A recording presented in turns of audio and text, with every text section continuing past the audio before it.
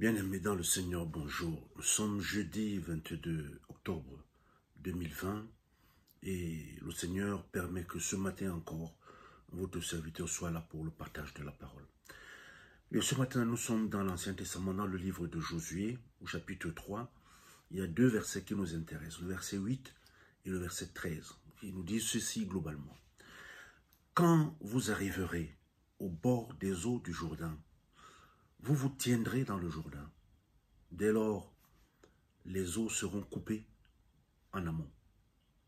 Chers frères et sœurs en Christ, Josué doit conduire le peuple en Canaan. Les Hébreux vont pouvoir s'installer en terre promise. C'est une partie de l'accomplissement de la parole de Dieu, celle que Dieu a répétée à maintes reprises à Abraham, des années, des centaines d'années plus tôt. La terre promise est donc toute proche, mais elle n'est toujours pas acquise. Cependant, la promesse de Dieu demeure réelle et au-delà de l'histoire, toujours en déroulement, toujours en tension, un accomplissement total est encore à venir. En attendant, Josué doit franchir le Jourdain. Il doit le faire de la même façon que 40 ans plus tôt, Moïse a dû franchir la mer Rouge pour entamer la longue fuite d'Égypte. Josué doit entrer en Canaan en subissant un examen de passage.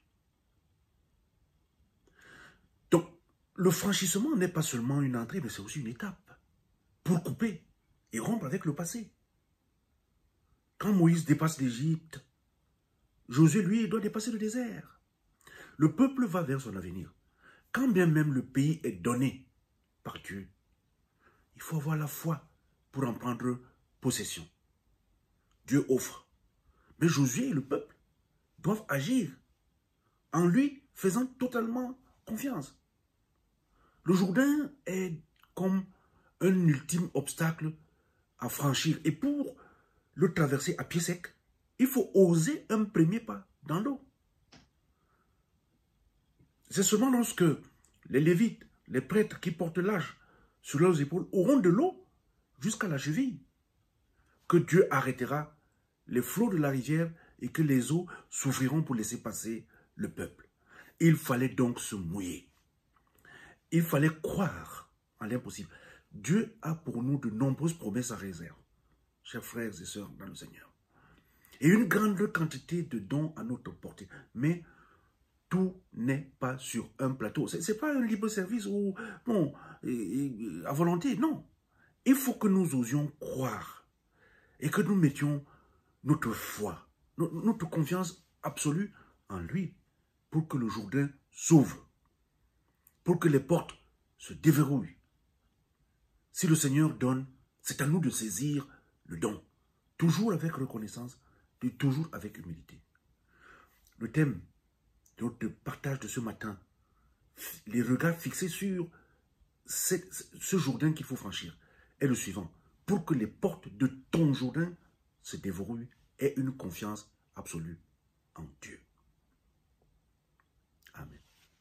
Seigneur notre Dieu, merci pour ta visite de ce matin. Merci pour ta parole.